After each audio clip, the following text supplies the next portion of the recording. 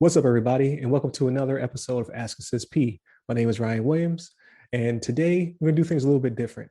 I know I say that every week, but this week I didn't really receive too many specific questions via LinkedIn, Facebook, Twitter, IG, or TikTok. So you can reach me at any of those at RyRy Security Guy. That's RYRY Security Guy.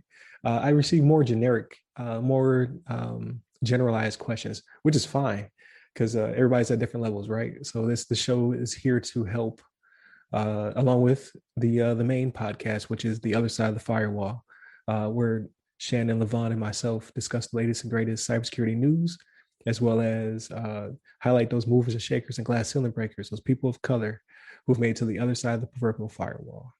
So I just want to be helpful, and I want people who are either beginning their journey, on their journey looking for upward movement, or people who are on the other side of that proverbial firewall, or those who've broken the glass ceiling into those C-suite and senior level positions who are trying to support and sponsor those who are on the journey, right? I want to break down what cybersecurity is, what it's not, as well as certs versus degrees, which one is better, in what circumstance, and then what is a CISSP. So a CISSP is a certified information system security professional, such as myself, and another 147,000 people maybe in the entire world, but we'll get to that. So stay tuned throughout the whole video / audio to get all this good information, right? So first up, what is cybersecurity? So I decided to go with the Cisco definition, which is kind of different. Instead of going with ISC squared, which they are the homies, I went with Cisco because I felt it was a little bit more concise and a little bit easier to digest if you're not currently in cybersecurity. So their definition is cybersecurity is the practice of protecting systems, networks, and programs from digital attacks. These cyber attacks are usually aimed at accessing, changing, or destroying sensitive information, extorting money from users, or interrupting normal business processes. So I think that's perfect definition. If that's something you're interested in doing, then cybersecurity is the path for you. What cybersecurity is not, though, because I think a lot of people are getting confused and they're kind of lumping all IT into cybersecurity, and it's really not the same thing. So what it's not? So it's not the connecting the switches and routers to move data around the globe. So that's network infrastructure, which is also super important. And if that's your passion, if that's what you want to do, switching and routing, I did it for over a decade. I love it. It's my bread and butter. It's what got me into the cybersecurity field. Definitely pursue that if that's what interests you, but that's not necessarily cybersecurity. It has cybersecurity elements when it comes to securing those devices and encrypting the data there that's traversing those networks. It's also not building databases and studying analytics. That's data science, which is an emerging field, which is awesome. Shout out to Monique, who's on that journey. We definitely need people who are going to be able to build those databases, parse that information, get us great analytics. And pieces of that are used in cybersecurity, because when you have monitoring tools and software, we use databases to collect that information, those logs, to parse through them, whether it be for forensics or just everyday mitigation of risk. So again, it's not cybersecurity, but elements of it are used.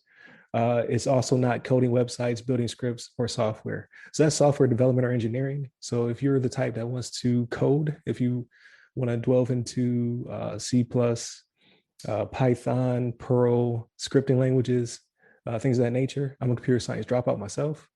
I did it for a year and I realized I didn't really love it, as well as I wasn't disciplined at the time to do it before I joined the military. And then they made me into a networking guy. So if that's your passion, that's cool. Cybersecurity is used in that field as well.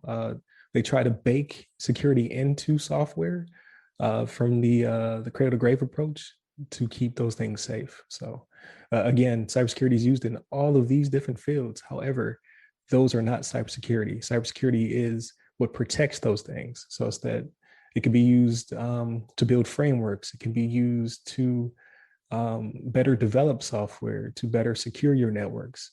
But cybersecurity is protecting those things. Like, figure out what you want to do, what your path is, and then perhaps you want to jump into cyber from the get-go.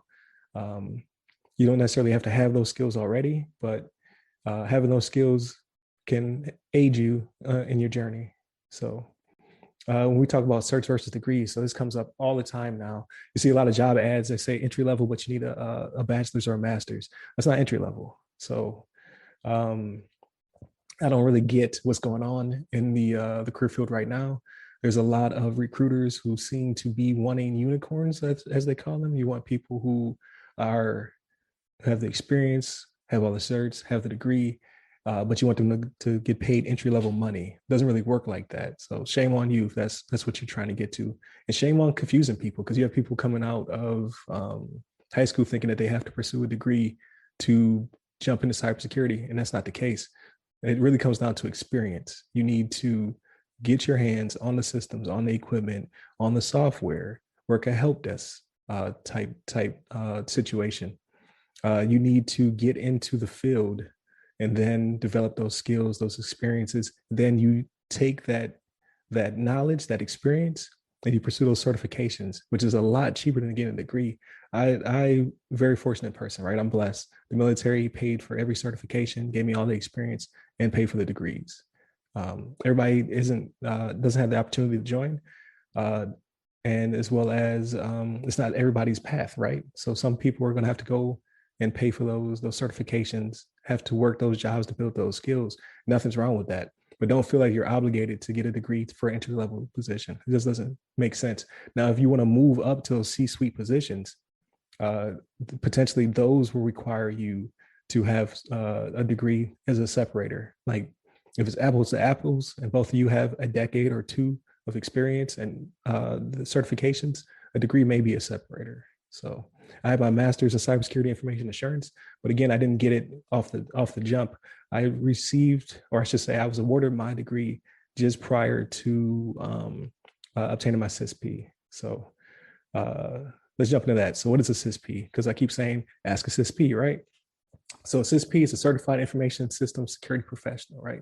So that's what I am. So in order to obtain that, you have to have at least 5 years of experience, at least 2 of the 8 domains for the CISSP, which include security and risk management, asset security, security and architecture and engineering, communication and network security. Again, that's my bread and butter.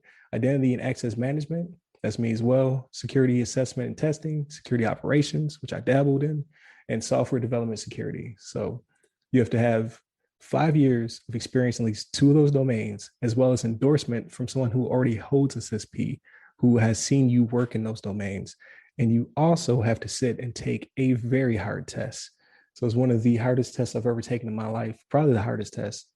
And in doing so, you have to pass. I don't want to get this wrong. So you have 2 tests. Either you could take the CAT, which is the computer adaptive test, which is the one I took, which is a 3-hour test, 100 to 150 questions, depending on how well you're doing. It scales, and you have to get 700 out of 1,000 points. So either you can take a test where you pass the 100 questions, or you could take it and it's 150 questions, or you can fail anywhere in between. So it's pretty rough. And it's testing on those domains. You can also take the linear test, which I opted to not take, because that one is 6 hours, 250 questions. Also very hard. No recommendation. You take what you feel comfortable with. I took the CAT. With that being said, though, so you do all that, and then you also have to pay a annual maintenance fee, or AMF, which is $125 a year, which is pennies when you get the job of your dreams. But it is a lot of money. You do have to consider that when looking to see if you want to pursue that as a career. But with all that being said, I think I kind of gave you a good baseline. Please ask me some questions if you need me to clarify. I will definitely clarify. Again, don't feel like if you see an entry-level job and it says you need a CISSP, they're out of their mind. There's only 147,000 of us in the entire world. We're not taking entry-level jobs. It's not going to happen. But definitely ask them like what specifically what they're looking for, and they may not know what they're looking for, and they add to that as a category. You may already be qualified or overqualified for the position just with the certifications experience that you currently have. But with that being said, again, ask me a question. I'd love to help you. Listen to the podcast, and hit me up at Security Guy. Peace.